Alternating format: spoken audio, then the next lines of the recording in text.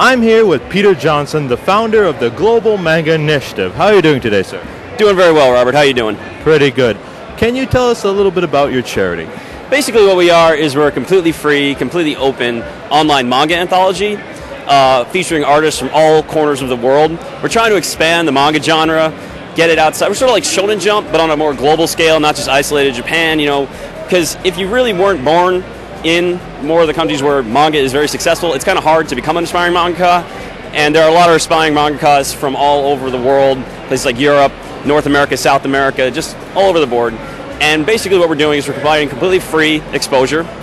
We do not take any publishing or creative rights from our for the artists and the works that are featured on our site. And we also are running a charity event at this booth in collaboration with the Anders Larsen Deutsch Foundation, which helps out like kids and young adults who are on chemo, kind of, very intense, kind of ugly treatments.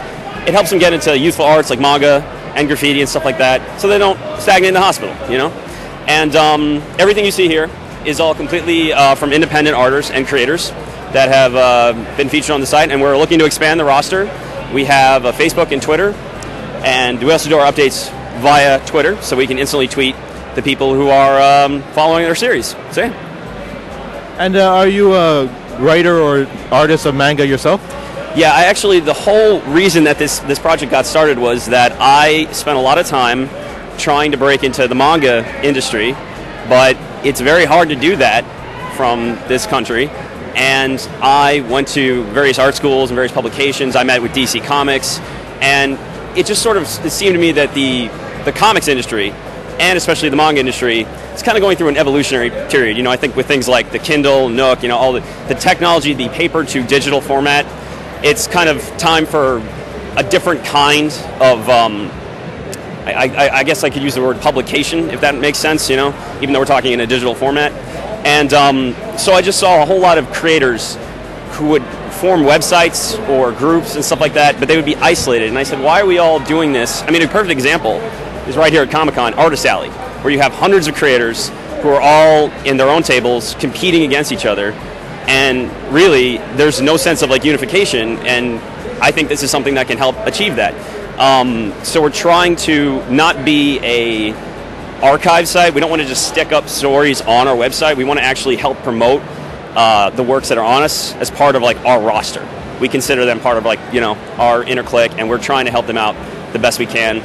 We're also trying to help out artists and writers who have more specified skill sets. Like if you're an inker, or for example, you're an artist who can't write, or a writer who can't draw, we try to help you find somebody, through our networking, that can help you out. Form the creative team that's just right for you, So that way we kind of try to help everybody get their fair shot at the Global Manga Initiative.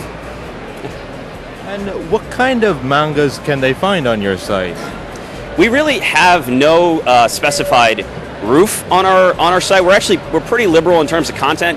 I think the only thing we do kind of specify is we're cool with not safe work material to an extent, like nudity and violence.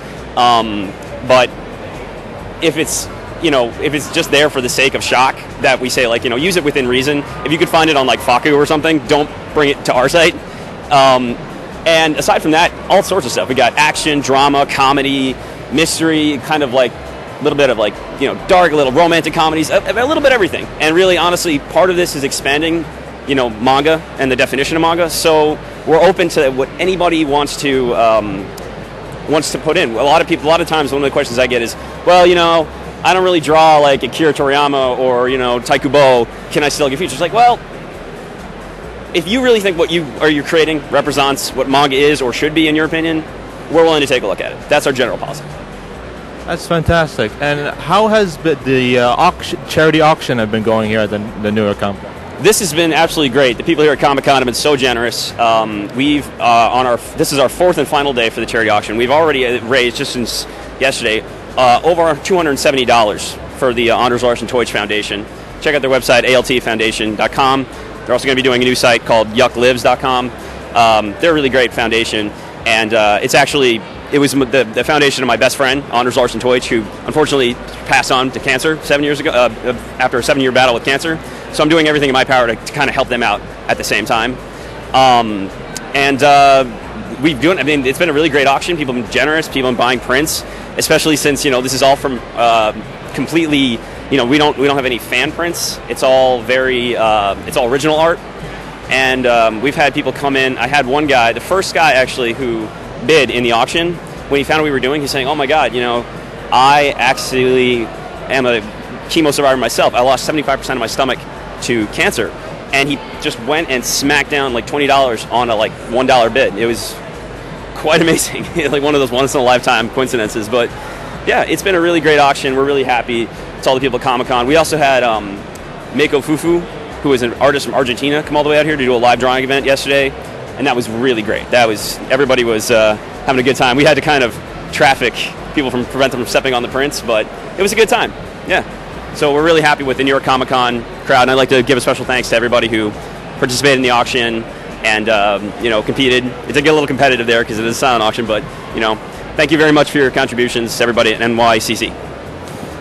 Well, thank you very much, and I hope you have a good time with the last of the hours of the convention. Oh, thank you very much for taking the time to talk to me today.